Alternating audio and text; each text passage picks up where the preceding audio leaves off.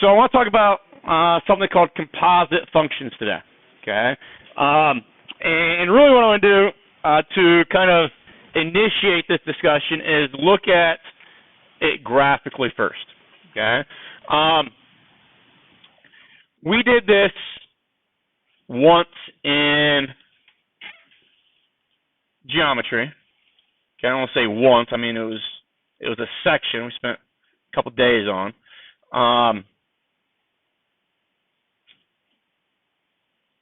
So I want to use that approach first. I want to talk about taking this point A here,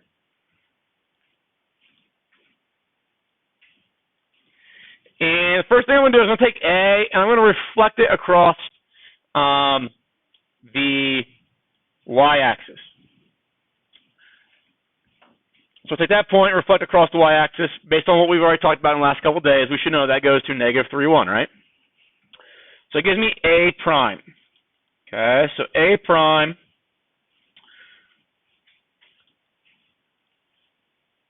just make it red. Okay, so then what I want to do is I want to do another reflection. So right now, basically what we've done is we've taken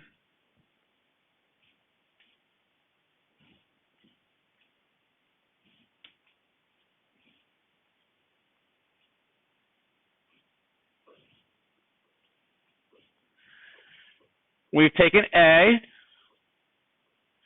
and we reflect that across the y-axis, right? And that gave us A prime. Now what we're going to do is we're going to take A prime and we'll reflect it about the x-axis. And that didn't do it.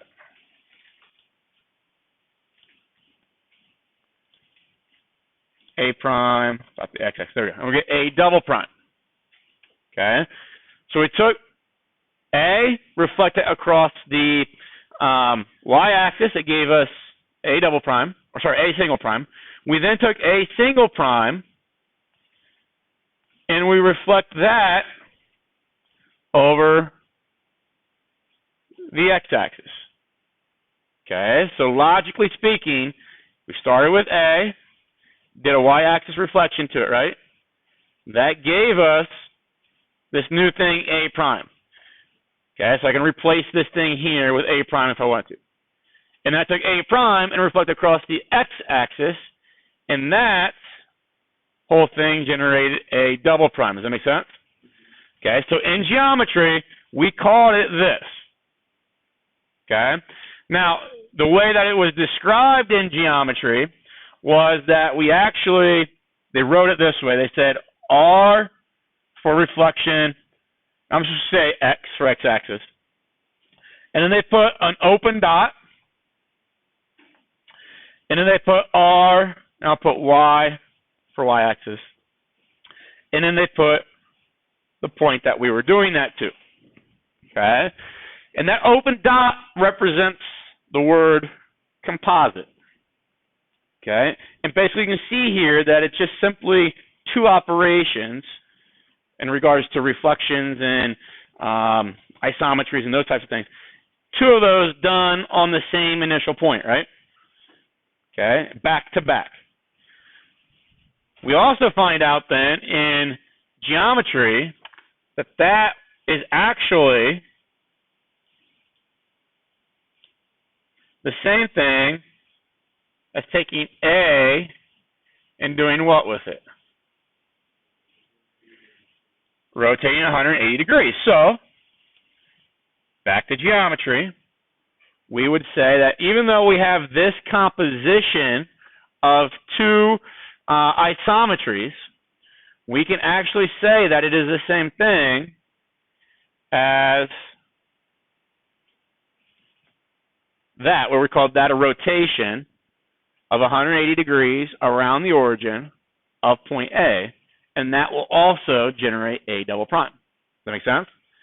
So the idea was, okay, well, what if I've got a bunch of these points, A, or like A? Do I want to have to take like a point like that one, like C? Do I want to reflect it and then reflect it again? Or is it easier just to rotate C 180 degrees? Does that make sense? So that new rule should allow us to take a bunch of series of points and come up with their reflection across the x-axis and the reflection across the y-axis, or the y-axis then the x-axis. Either one's going to get the same point. But it allows me to take that cluster and find their reflections much quicker. Does that make sense? Okay. So the same idea happens when we talk about functions. Okay, so that was working with images in geometry. Now I'm going to take a function like, we'll use the first one here, radical x. F of x equals square root of x. And then g of x is x squared plus 1. Okay. What we're going to be asked to do here is to do a composition of functions. Okay. So it's going to be something like f of g of x. And see what that thing looks like. Okay. Or it'll be g of f of x. And see what that thing looks like. Okay. Now that thing looks a little bit like a line, doesn't it? Okay. But it's not a line through the whole domain or through the whole real numbers, right? And we'll talk about that stuff here in a little bit. But how are those things getting created? Here's the idea. If I take, just give me a number. Give me a number that's easy to take the square root of.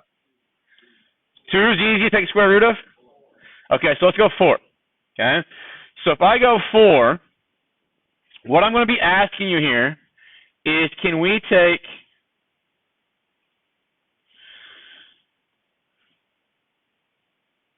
G,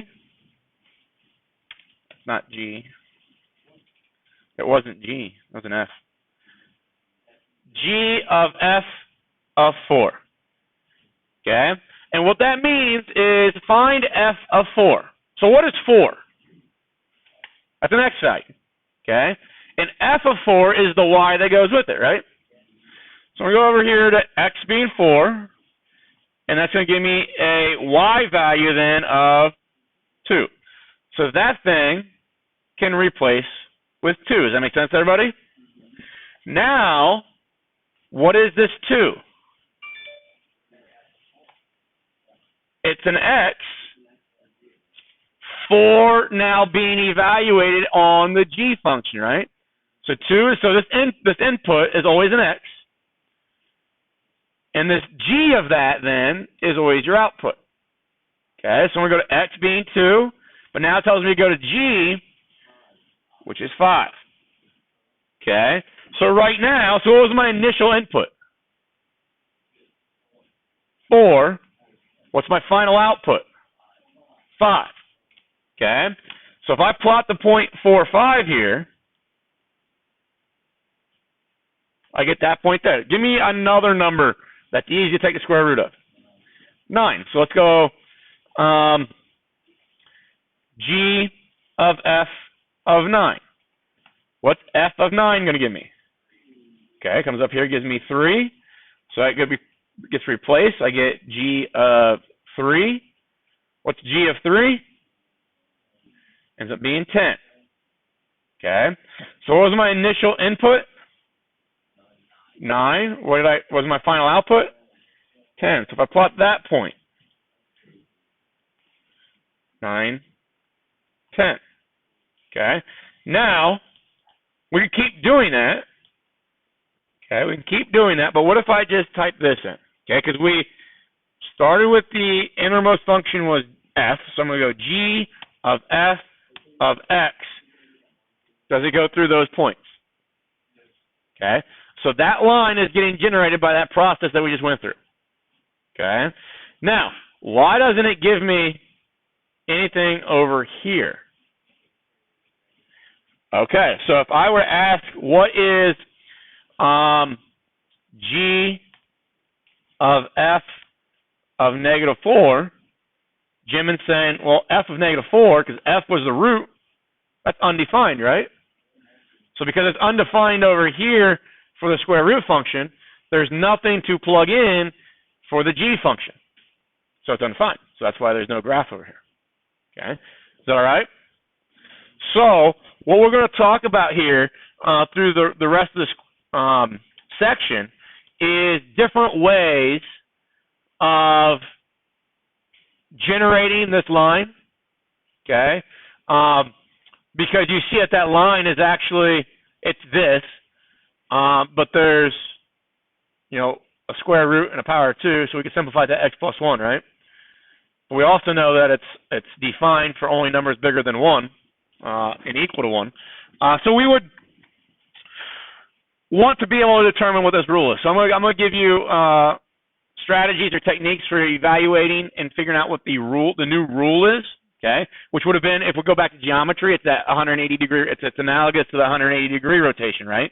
In the reflection example that we're doing. And I'll talk about maybe some problems that we go through. It's actually maybe quicker not to generate this and just to evaluate in the two functions that are being composed. Okay, does that make sense? And then we'll talk about some relationships that kind of exist. Well, one relationship is, and we can probably see pretty easily here, if I have, so this was g of f of x, right? Let's flip it. Let's go g of f of x. That's what I had, right? F of g of x. Okay. So are these two things the same? No. So what's that tell you about the commutativeness of composite functions? Are they commutative? Does the order matter when I'm doing composite functions? Yes. Okay. Does it always matter? It doesn't always matter. Go back to like this situation here, and I know it's a geometric concept, but if I go to that point right there and I reflect it across the x-axis first, and then reflect it across the y-axis, does it still give me that point right there, which is a 180 degree rotation from A? Okay, so we'll see some situations where commutativity occurs, okay, and others where it doesn't. But in general, it's not a true property, okay, of composite functions. Now, talk about notation. Okay, one of the ways that we see notation for composite functions is to write the outermost function followed then by your innermost functions. Okay, so if I write it that way, we're going to read it left to right. We read it f composed of g of x. F composed with g or of g of x. Okay. And this is perfectly fine. Some textbooks you'll see this. I read it every time I see a parenthesis. I say the word of. So f of g of x. Does that make sense? Okay. That's a composite function. Now it looks like we're doing maybe multiplication because of just the implied multiplication. We put two things right next to each other, right? No sign in between. Okay. But if I was doing multiplication, so this is important for us to understand, this is not the same thing as f of x times g of x or f times g of x. Those are the notations that we use for multiplication. Does that make sense? Those look different than the composition. Okay. Usually when people get mixed up with this stuff, they usually revert to multiplication. Okay, so make sure that we don't do that. This function here, you're going to hear me say that is the innermost function. Okay, so even though we read them left to right, when we work with them, we're going to work with them from inside out. Okay, so what is the innermost input here? What's the innermost thing? What's the innermost set of parentheses? X, right? That's the thing that is nested inside the innermost parentheses. So that is your original input. Okay? It's your original input. So what that's going to do then is the way we work these is that we look at that thing, it's okay, well, we're going to plug that into G. Wherever I see my variable in G, I'm going to replace it with an X. Does that make sense? And that should give me my first initial output. And that's going to take the place of what I've got highlighted in blue there. And now that becomes my second input that is going to go into F. And I evaluate that. Okay? So it's a repetitive kind of substitution, evaluate, replace type process.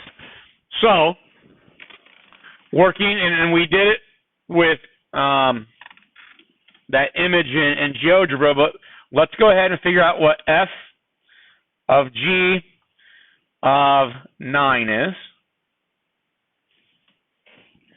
So we'll do this numerically first. So my innermost input is 9, right? Okay, so what's the first function that I'm going to put 9 through? G, right? So I'm going to go up to G, and wherever I see X in G, I'm going to replace it with 9, right?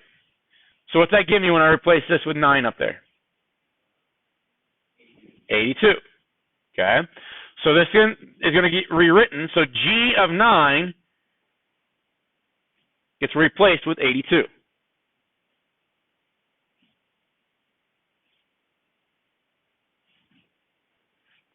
All right? Okay. Now, I'm going to find F of 82. Well, that now is my input for my variable in F, right? So does it make sense that that's going to become radical 82? That make sense to everybody? So F of G of 9 is equal to radical 82. Okay, let's reverse it. Let's go G of F of 9. Okay, so you're going to evaluate using 9 inside F first, right? So what's F of 9? 3. So that thing there replaces with 3. So I'm going to have G of 3, right? So now what's G of 3? G of 3 is 10. I plug 10 or 3 in here, I get 9 plus 1 is 10. Does that confirm, because those are different, that compositions are not commutative? The order is important. Okay? Now, let's say that I had to do this, like, instead of using just 9, let's say I asked you, okay, do F of G of 9, do it with 10, do it with 11, do it with 12, do it with 13, do it with 14, do it with 15. Would you want to do all of those, plug into G, evaluate, get an output, plug that back into F? Or would you just want a new rule that would allow me to do it much quicker? Let's do a new rule. So let's say, so the argument again, so if, let's say we'll do this one. We can do both of them. But the argument is if I wanted G of F of 10 now, and then G of F of 11, and then G of F of 12, and G of F of 13. And I ask you to keep doing 10. And if I ask you to keep doing that for a series of these, you don't want to go, okay, F of 10, plug 10 in here, get an output, plug it in there. Go to 11 and do the same thing. You don't want to do that, right? So what we're going to do is think about this algebraically. Okay? We're going to figure out, I guess I'll do it right here. I'm going to ask you to find G of F of X now. Okay?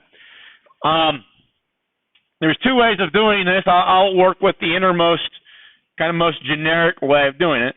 That's my X, right? That's my input right there. What are you going to run that through first? What function? I'm going to take X and I'm going to plug it into F, right? So when I plug it into F, basically it says wherever you see your variable in F, you replace it with X, right? Is that kind of trivial? It doesn't really give me anything like exceptional there, right? Nothing new. So F of X is actually radical X. So that's one way of doing it, okay? Work with that variable and say, okay, go to F, and everywhere I see my variable in F, replace it with X. But you're going to find out when we're doing this algebraically, that is all, well, F of X is radical X. It's going to be the same answer if I look at either just that process or just replacing F of X. Does that make sense? Okay, so now I'm going to go to G. And what am I going to plug in for my variable in G? Radical X. Okay, so in G, X is right there, so I'm going to replace it with radical X. And then I'll add 1. So what happens with the power 2 and square root? They cancel out. So we get X plus 1. So there's my rule, right? Okay. So now the question is, what is faster? Is it faster to take the 9 and plug it into F and get 3, and then plug that 3 into G and get 10 back? Or is it faster to plug the 9 in here and add 1 to it and get my 10 back? That one there, right? Okay. Now, if I've got really complex F and G's, and they only ask me to find like F of 12, something like that, then it doesn't make a whole lot of sense to write the new rule. Does that make sense? Okay. So the idea is to know, when should I write the new rule, and when should I not write the new rule? And my suggestion is, if you're going to do a lot of evaluating at different X values, then the new rule is probably useful. Okay. Now this new rule, remember, because what Jim had told us earlier is that thing right there, to get an output, G has to be defined for that domain in radical X, right? So I cannot choose values for radical X that are negative. So radical X has to be numbers from 0 to infinity. Okay. So then when I look at G of F of X, the domain for G of F of X has to match that domain there right now, 0 to infinity. That's why when we graphed it, I guess not that up even. When we graphed it, we only got that one portion of the line that basically in the first quadrant. Does that process make sense? Okay, let's talk about, I'll let you guys read this, but the idea is that we're taking, we like to think about our functions as machines. So we got machine G here, we got machine F. Okay, you're going to take some input, you're going to run it through, and it gives you your first output. Okay, so this is the first input. Gives you the first output, but the first output then becomes the second input. Does that make sense? It becomes the second input into your second machine, and that gives you your final output. So if I was interested, and right now what we've got the way this would be described here algebraically is we input it into G first, right? So we took X and put it into G first, and then we ran that output through F. So that's what this image here is describing, is G or F of G of X. When I take this X and this output and I put them as an ordered pair, that is going to be then an ordered pair for the new function F composite G of X. Is that all right? Okay.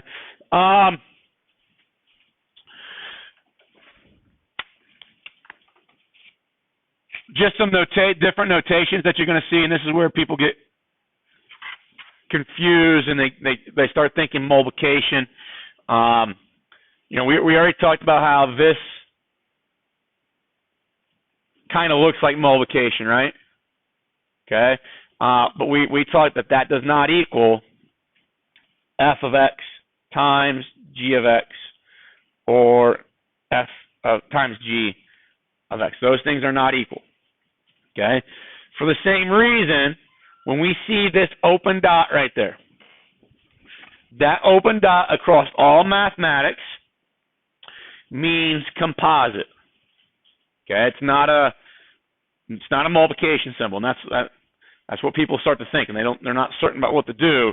They just revert to multiplication. Well, we've already said that composite functions are not multiplication. But that means composite. Okay? And the order in which you see them is important. Okay? So f composite g, so f open dot g of x, translates to f of g of x. Okay?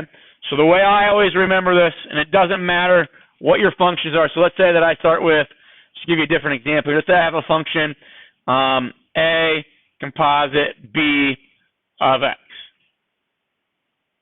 The best way, I think, the best way to write that. So if I do that, a lot of people maybe you don't see the visual of what the innermost function is. Okay? But if I just say, I'm going to write a, let's see, write the first thing I see, and then every time I see the word composite or the symbol composite, I'm going to put a parenthesis that opens to the right. So I wrote that, and now I see B, I'm going to write that. And now I've exhausted all my stuff over here, right? Now I'm left with just X. So then I write down that X. And you see then that puts it into that notation where you can see now B of X is the innermost. That make sense? Okay. Down here towards the bottom, I mean, it's not the bottom, I don't know what page this is, page 2 or 3. There's an example that says F composite G composite H. Okay, so if we're going through like geometry, we do a reflection across the y-axis, then we do a reflection across the x-axis, and then we translate it 3 to the right. Okay, well that would be 3 different isometries that could be written as a composition, right? Okay, if we see it written this way, I'm going to write that as F. Okay, now I see the composite, so open a parenthesis, and then I get to G, so I write that. And now I see another composite, so I open another parenthesis. And I see my H. And now I've written all those, so now what I'm going to do? X gets stuck with the H, right? And the only thing is now that you've got to, that parenthesis is still open, so you need to close it. That parenthesis there is still open, so you need to close it. Okay. One thing, I think I said this earlier, whenever I see this composite or a parenthesis, I read the word of. So F of G of H, F of G of H of X. Okay. And that was the same process. Now you start with H of X, substitute that in, then put it into G, and then put it through F. Okay. So another image that we see with composite functions is this arrow diagram. And hopefully this shows you how you can kind of jump that middle set. Okay. Previously we were doing, like if this was, I think the label of the function is different, but if that's like radical x, and this is x squared plus 1, okay, and we chose 9, 9 would first run that through G, and it would produce 3, right? Then we would take 3 and run it through F, and it would produce 10. Well, the rule x plus 1, which was F composite G, okay, or I guess,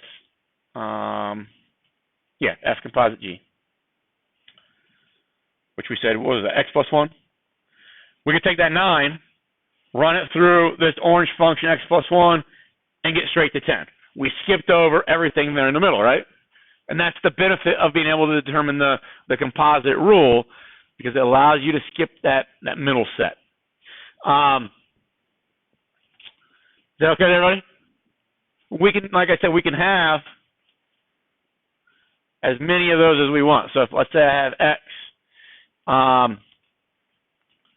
Let's say we have h of x,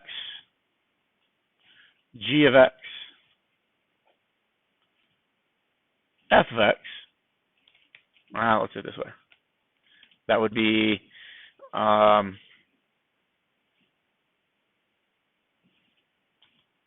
f of g of h of x, I believe.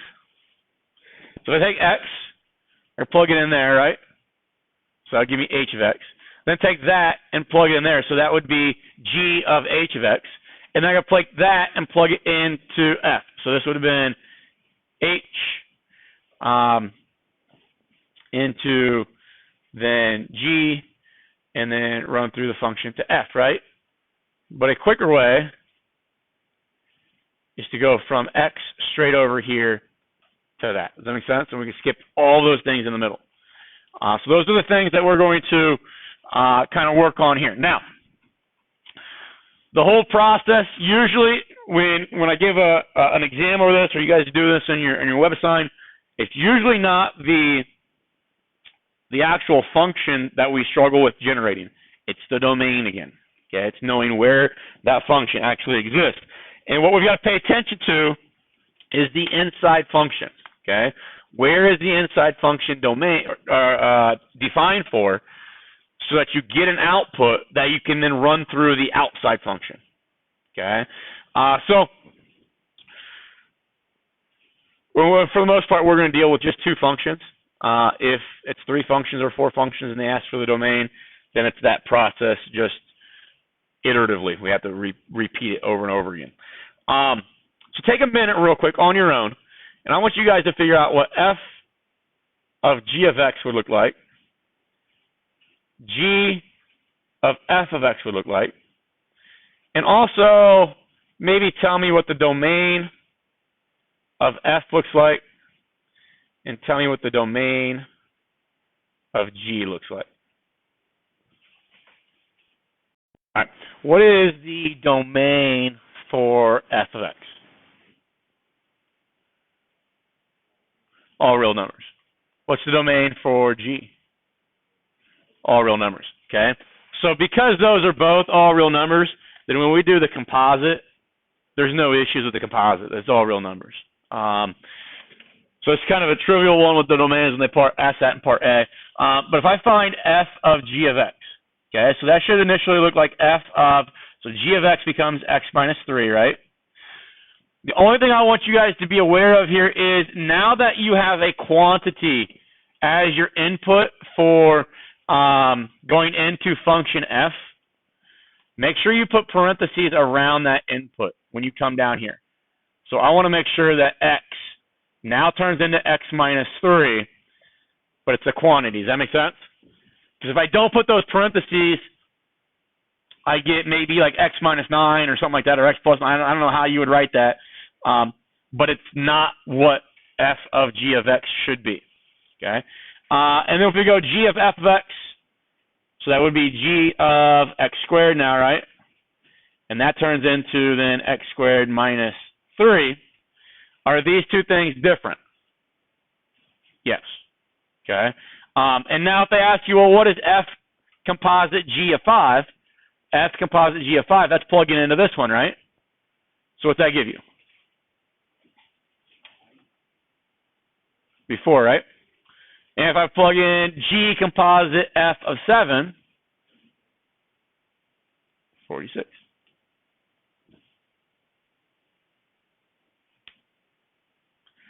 And you would get the same thing.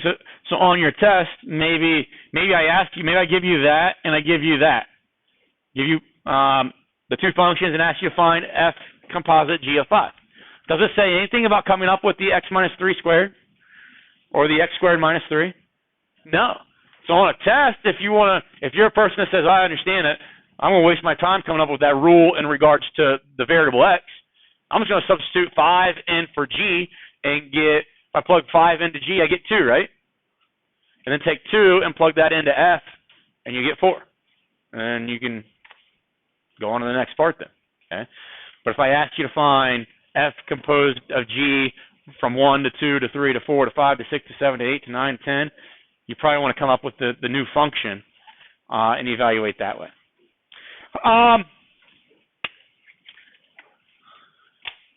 Maybe tomorrow I'll show you.